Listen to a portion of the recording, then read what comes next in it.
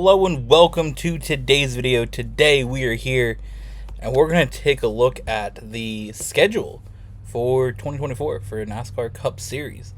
I haven't looked at this yet, so this is going to be exciting. It just dropped 2 minutes ago.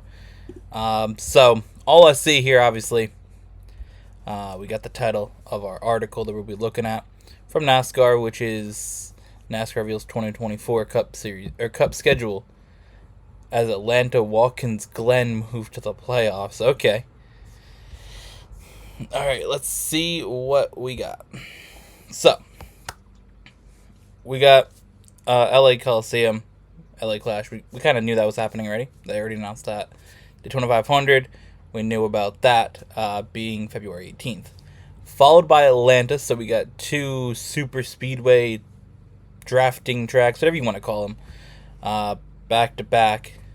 We then have Las Vegas, Phoenix, and Bristol. So again, you got the two West Coast tracks. Then you got Bristol. That'll be the concrete Bristol, of course. Dirt is gone. We got Circuit of the Americas, followed by Richmond, then Martinsville and Texas. So kind of similar to what we had there before. Texas moving to a spring date by the looks of that. Talladega, kind of a similar spot. Dover, similar, as is Kansas. Darlington, similar spot. All-Star race at North Wilkesboro. Again, where it was pretty much last year. Coke 600, May 26th. And then you got Worldwide Technology. Again, Gateway and Sonoma. So that ends the Fox half of the schedule. Of course, we already knew about Iowa. That will be June 16th, followed by New Hampshire. So the first two races that NBC has is actually on USA. Okay, interesting. But you have Iowa and New Hampshire. So that's a change. New Hampshire's been in July for quite a while. It was kind of rumored it was going to be in June. Of course, I went to this year's race in New Hampshire, so maybe we'll go again. Who knows? Followed then by Nashville and Chicago. So Chicago's keeping its data on the 4th of July. Obviously, that was part of their deal for Chicago, so that's expected in that spot. You have Pocono, and then you have Indianapolis, that being the oval.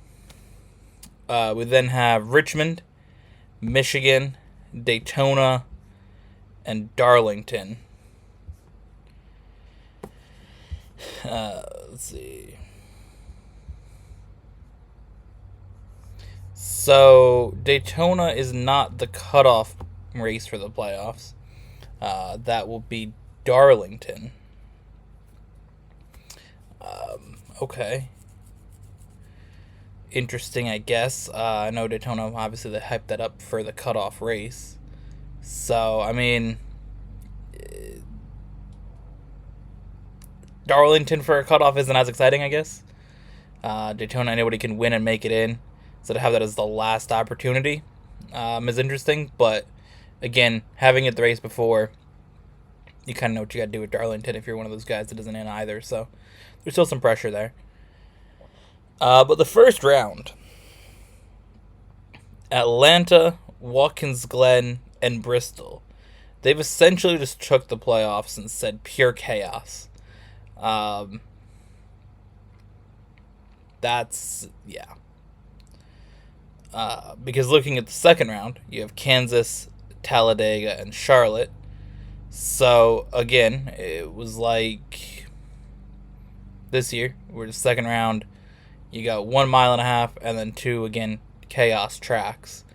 So, I mean, okay, but I don't know. Watkins Glen and so we got two road courses because Charlotte Roval's still there. Thankfully, that did not get taken away. I was worried about that. A lot of the rumors were saying Charlotte Roval would go away. We go back to 2.5 mile races of the Charlotte. Don't get me wrong, it's been brilliant. I just don't want to see that, basically. The Charlotte Roval is one of my favorite tracks. I'm going to say it right now. Charlotte Roval. Talladega, Charlotte Roval back-to-back is so awesome. Those are, like, basically my two favorite tracks to watch. So having them back-to-back, I love it. Again, Watkins Glen in the playoffs, though? I don't know, dude. Also, I should mention, I didn't mention it. Between Indianapolis and Richmond, you do have a break in there. Indianapolis is July 21st. Richmond is August 11th. Of course, that was basically the rumor of there being a 2-week break, because there was in 2016? There wasn't 16, and then I assume there was in 2021. I don't know. Whatever the Summer Olympics happen, whenever those are on, NBC needs a gap because everything is Olympic coverage. So you get that every 4 years. The NASCAR schedule has a gap in it. So I remember it in 2016, 2021. I assume it was there for the Olympics. I don't remember that one, though. But to end the third round of the playoffs, you have Las Vegas, Homestead, Martinsville, and then Phoenix to end. So basically, the playoffs from Talladega to Phoenix are the same as they were this year. Talladega, Charlotte Roval, Las Vegas, Homestead, Martinsville, Phoenix. So you close out the same as it is now. But the playoffs will have 2 new tracks at Atlanta and Watkins Glen. Darlington and Texas are out of the playoffs. So that'll be interesting. Watkins Glen has never been a playoff track. So that'll be a new track entirely to the 10-round playoff. Since the introduction of it in 2004, Watkins Glen was never part of it. So that'll be interesting. Definitely not as much shakeup as there were rumored to be. So, I think, there'll be some other things that could change, I think, going into 2025. Of course, there was discussions of Montreal going onto the calendar. That didn't happen, so we ended up getting Iowa instead, which is cool. Iowa's a track that I was interested in seeing in the Cup Series. I remember when I first watched a race in Iowa. I don't remember when it was, honestly. Probably like 2014, 2015. This is the first time I've seen it. Because I've always, been in NASCAR. I had like 2 years I didn't really watch it that much for some reason. But I didn't necessarily always watch Xfinity or trucks. I always watched Cup Series besides those 2 years. But I didn't necessarily watch the lower levels. So it probably was about 2014, 2015. When I first seen Iowa, I remember tweeting about it, that I thought the track was really cool and like to see a Cup race at it. So it's kind of cool to see it here on the calendar now. And then again, New Hampshire being June 23rd. It's interesting. Hopefully I get to go to that. I know my mom was hoping that it wouldn't be June for her work purposes. So we'll see about going to New Hampshire. I had a lot of fun in this year going, so I'd love to go again.